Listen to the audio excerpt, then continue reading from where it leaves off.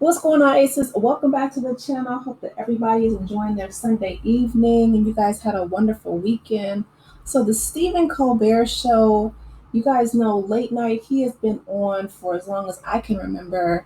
It has been officially canceled by CBS.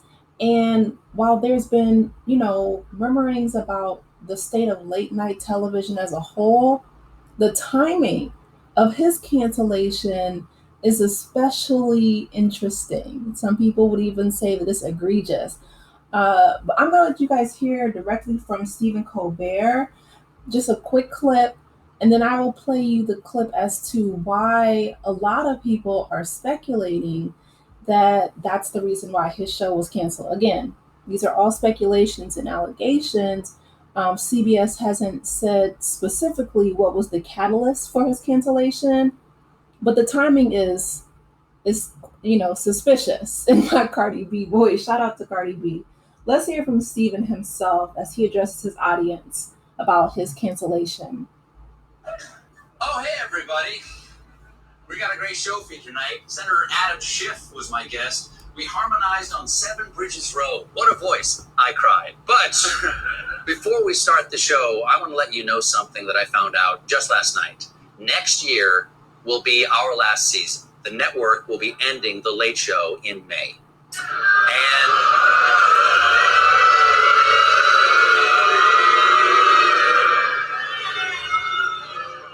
yeah, I share your feelings. It's not just the end of our show, but it's the end of The Late Show on CBS. I'm not being replaced. This is all just going away. And I do want to say that the folks at CBS have been great partners. I'm so grateful to the Tiffany Network for giving me this chair and this beautiful theater to call home. And of course, I'm grateful to you, the audience, who have joined us.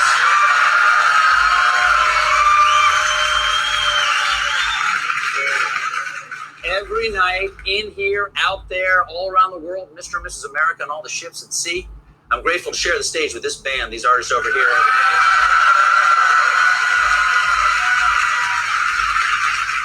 And I am extraordinarily, deeply grateful to the 200 people who work here. We get to do this show. We get to do this show for each other every day, all day. And I've had the pleasure and the responsibility of sharing what we do every day with you in front of this camera for the last 10 years. And let me tell you, it is a fantastic job. I wish somebody else was getting it. And it's a job that I'm looking forward to doing with this usual gang of idiots for another 10 months. It's going to be fun. Yeah. Y'all ready? We're locked in. Y'all ready? Let's go. Y'all ready? Okay. That's all I wanted to say. Dante, let's do the show. Jazz Cowboy, rapping on the poof.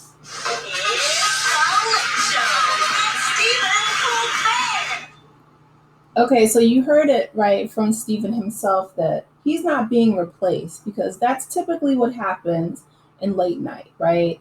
So like he replaced David Letterman, Conan O'Brien, Jay Leno, so many late night hosts that have been iconic. Shout out to Arsenio Hall too, by the way. He's one of my favorites growing up. But so many people have been replaced and he is not. There is no replacement for him. So his show is officially wrapping May of 2026, which, to be honest, after this summer, because I just saw a back to school commercial and I'm like, oh, dang, it is the end of July, isn't it? This summer is flying, and May of 2026 will be here before you know it. So the monologue that Stephen Colbert gave on Monday, and I'll play you guys a little clip of it, but this is the reason why a lot of people are saying Paramount canceled Colbert's show. I was on vacation. My parent corporation, Paramount, paid Donald Trump a $16 million settlement over his 60-minute lawsuit. As someone who has always been a proud employee of this network, I am offended. And I don't know if anything will ever repair my trust in this company. But just taking a stab at it, I'd say $16 million would help. This settlement.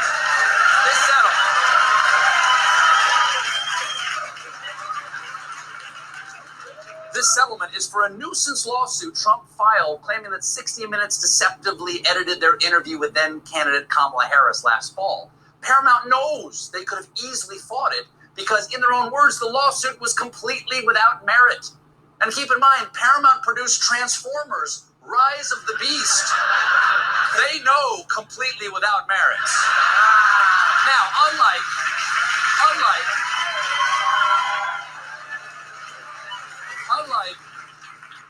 the payoffs from ABC and Twitter, Paramount settlement did not include an apology. Instead, that's good. Instead, the corporation released a statement where they said, "You may take our money, but you will never take our dignity. You may, however, purchase our dignity for the low, low price of $16 million. We need the cash."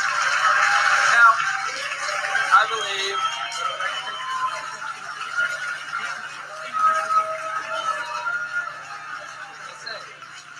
What can I say? Mr. Stephen loves to dance. Now, I believe that this kind of complicated financial settlement with a sitting government official has a technical name in legal circles. It's big fat bribe. Because this all comes as Paramount's owners are trying to get the Trump administration to approve the sale of our network to a new owner, Skydance. Not the music I was expecting? Okay. That was me dancing in the sky.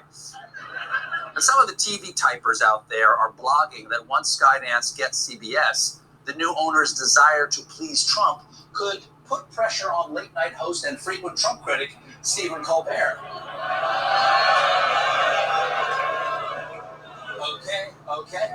But how are they going to put pressure on Stephen Colbert if they can't find him?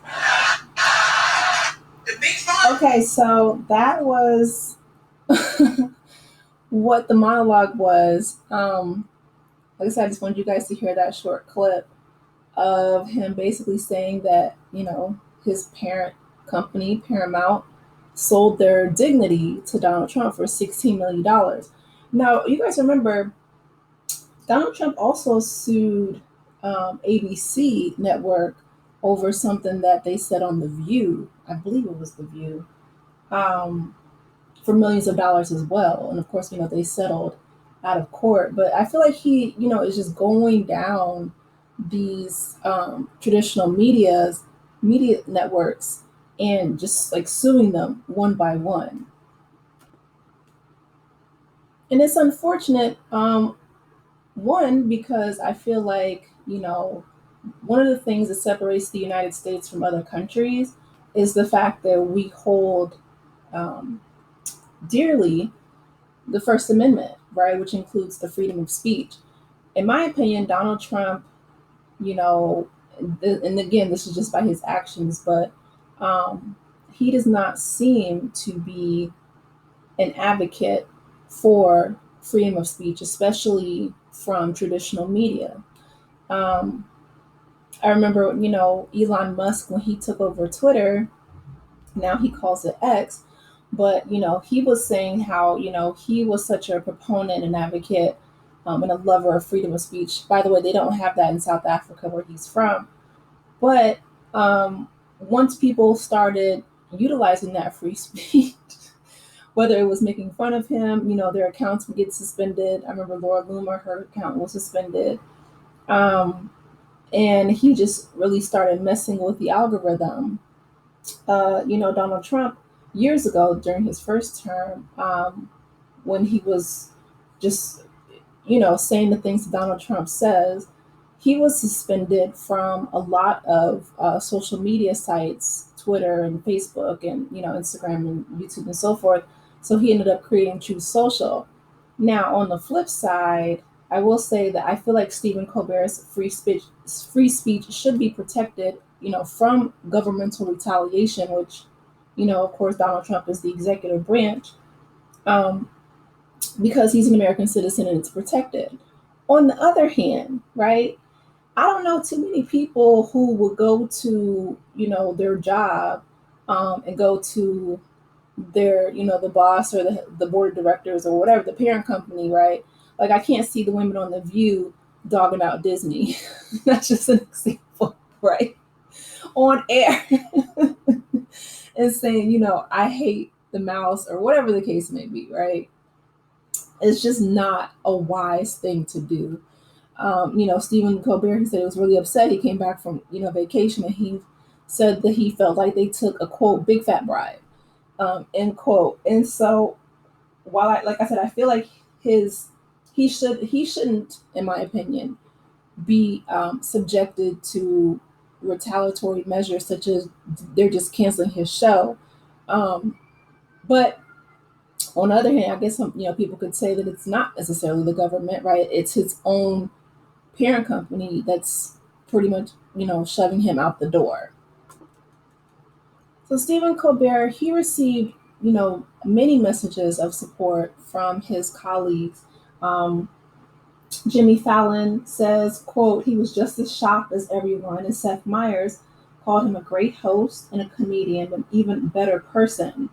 John Oliver said that he was excited to see what Colbert and his team would do during the final 10 months of the program. I'm actually looking forward to that too, because another thing is like, once you know that you've been fired from a job, and I don't know too many people who get 10 months notice in advance, but even like 2 weeks or a couple of days, I've seen people completely crash out. So, and if Steven was slick at the mouth before he got fired, I'm actually looking forward to it. I think I'm going to tune into the show more often to see what he has to say now.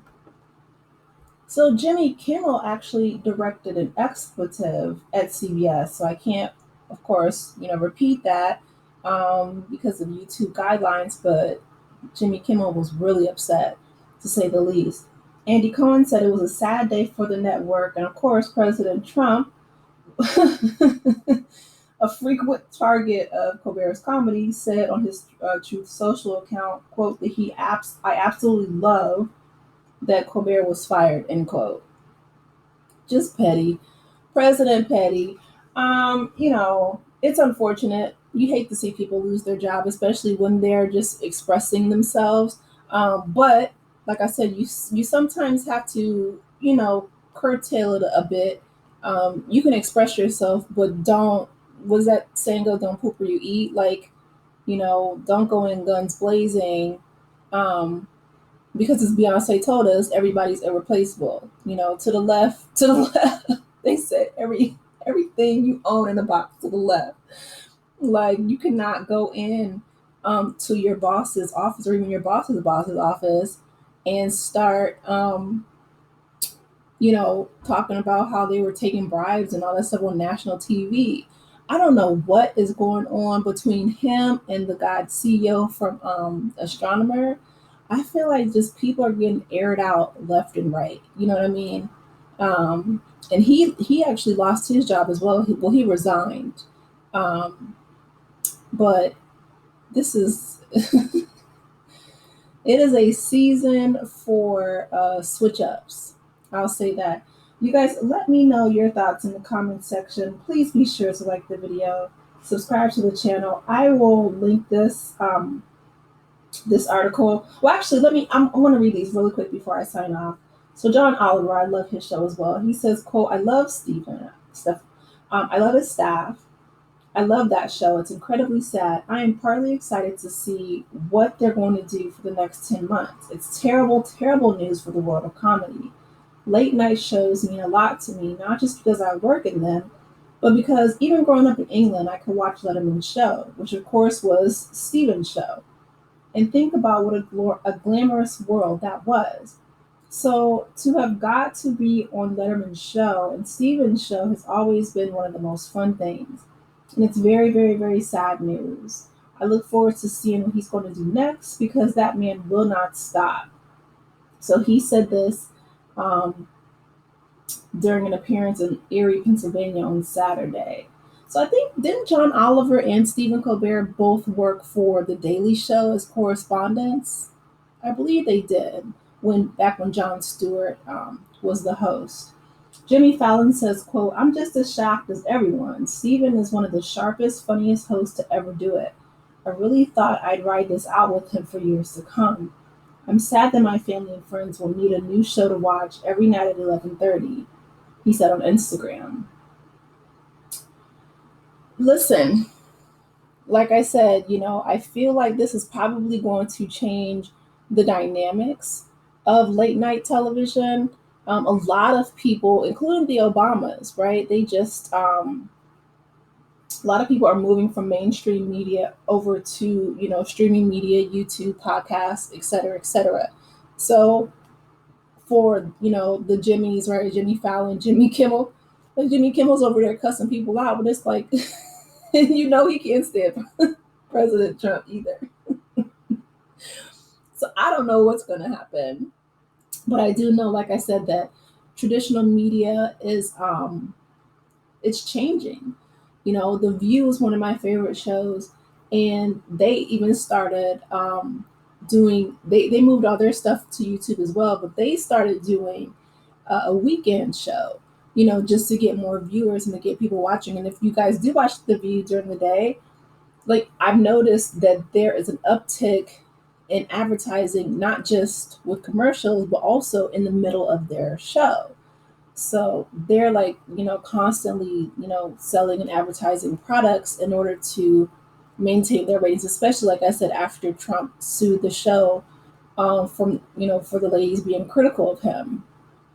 So I wish Stephen Colbert the best. I hope that, of course, I feel like he'll do fine. He'll land on his feet, but he has the support of his other media host, late night talk show host. But I mean, if he transitions to YouTube or has a podcast or some kind of other streaming service, will you guys be watching? Let me know in the comment section. Please be sure to like the video, subscribe to the channel, and I will talk with you in the next one. Take care, Aces. Bye.